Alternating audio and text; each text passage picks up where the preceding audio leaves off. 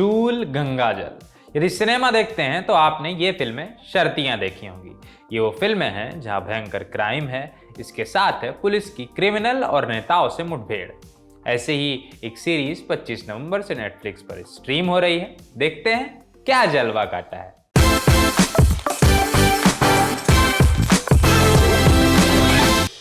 खाकी the Bihar chapter का हर episode खत्म होते ही एक किताब का लंबा सा नाम लिखकर आता है।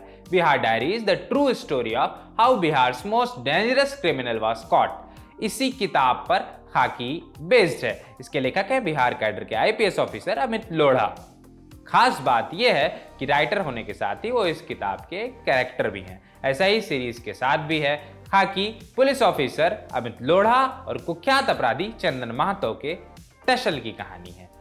अगर बड़े कैनवस पर देखें तो ये सिस्टम और उसे ठेंगा दिखाते गैंगस्टर के द्वंद्व की दास्तान है।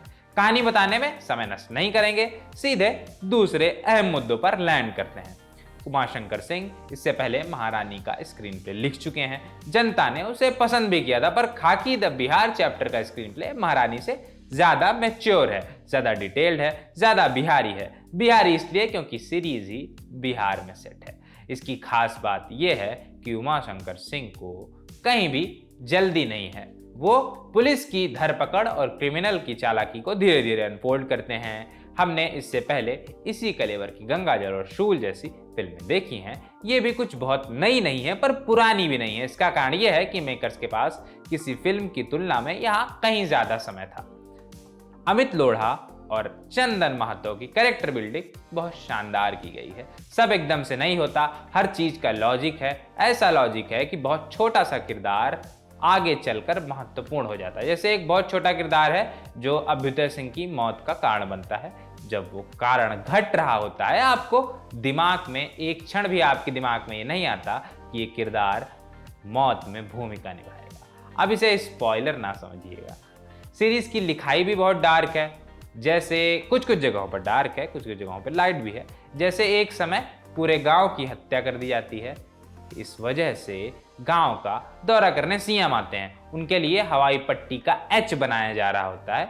चूना नहीं मिलता तो पुलिस वाले आटा उठा लाते हैं और सीनियर के पूछने पर कहते हैं, चिंता मत करिए, इस घर से आटा उठाकर लाए हैं, वहां कोई बचा ही नहीं है। संवेदनशीलता और मार्मिकता इस एक डायलॉग में अपने चरम पर होती है।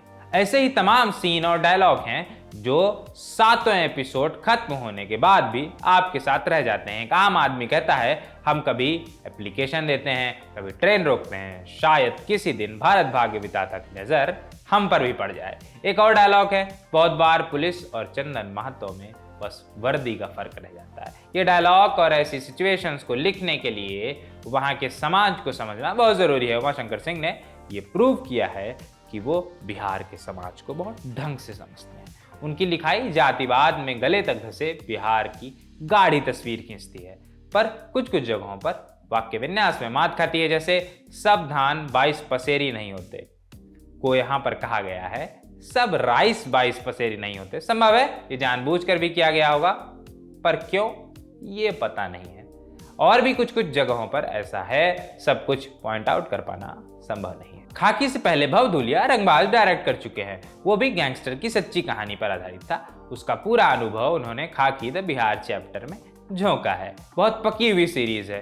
गोली चलने से लेकर गिरफ्तारी तक सब कुछ काफी रियल लगता है। चंदन महतो को पकड़ने की योजना भी कोई परी कथा नहीं लगती, ना ही उस योजना का एग्जीक्यूशन किसी स्तर पर सतही लगता है। सीरीज देखते हुए तमाम पुलिसिया और गैंगस्टर फिल्में याद आती हैं, पर कहीं पर भी कुछ कॉपी नहीं लगता। कई मौकों पर सब देखा जरूर लगता है। चूंकि सीरीज के क्रिएटर नीरज पांडे हैं, वो पुलिसिया ड्रामा के माहिर आदमी है, उनकी छाप भी इसमें देखने को मिलती है। ये सीरीज 7 एपिसोड की है। इसे 6 एपिसोड तक सीमित रखा जाता तो और अच्छा होता।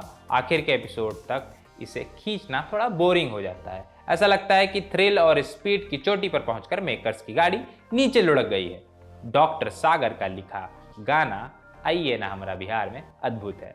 अमूमन आप किसी भी सीरीज के क्रेडिट्स स्किप कर देते हैं, पर इसी गाने की वजह से आप इसके क्रेडिट्स को देखने पर मजबूर होते हैं।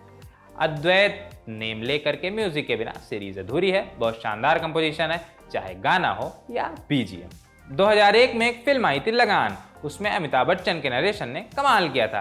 ठीक वैसा ही वॉइस टोन और वैसा ही सधा हुआ लहजा अभिमन्यु सिंह का खाकी में है। लाइफ ऑफ पाई के डायरेक्टर ने कहा था कि इरफान खान को फिल्म में दी गई गुड बाय स्पीच के लिए अवार्ड मिलना चाहिए। ठीक ऐसा ही अभिमन्यु सिंह के नरेशन के लिए भी कहा जा सकता है। उनकी एक्टिंग तो है ही एक number. Police inspector Ranjan Kumar की ठसक और बेबसी दोनों ही उनके चेहरे पर दिखती है। मुक्तेश्वर चौबे के किरदार की चालाकी को आशुतोष राणा ने बहुत सही पकड़ा है। अभ्युदय सिंह के छोटे से रोल में रवि किशन भपते हैं। पुलिस अधिकारी के रोल में अनूप सोनी ने फ्लॉलेस काम किया है। चंदन महतो के साथी च्यवनप्राश को जतिन सरना ने खुद में बिठा लिया है। हालांकि ये भी सेक्रेट गेम्स के बंटी जैसा ही किरदार है, बस बोली भाषा बिहार की है। च्यवनप्राश की पत्नी मीता के रोल में ऐश्वर्या सुष्मिता निखर कर सामने आई है। उनमें चालाकी भी है, एक गृहिणी का भोलापन भी है। ऑफिसर अमित लोढ़ा के रोल में करण टैकर ने महफिल लूट दी है। शहर से आया हुआ लड़का कैसे बिहार के गांव में खुद की खोज करता है और अपराधियों को चुन चुन कर मारता है, करण टैकर इस सीरीज की खोज है।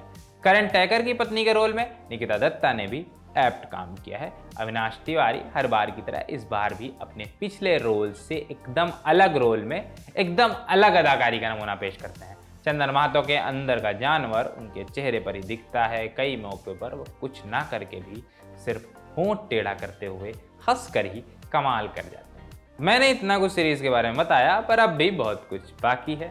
खाकी कई बार फिल्माए जा चुके टॉपिक के बावजूद फ्रेश और लॉजिकल सीरीज है। बस अंतिम एपिसोड तक इसे न खींचा जाता तो और बेहतरीन सीरीज हो सकती थी। खाकी द बिहार चैप्टर लपक कर देख डालिए, नेटफ्लिक्स पर स्ट्रीम हो रही है। आज की रिव्यू में इतना ही।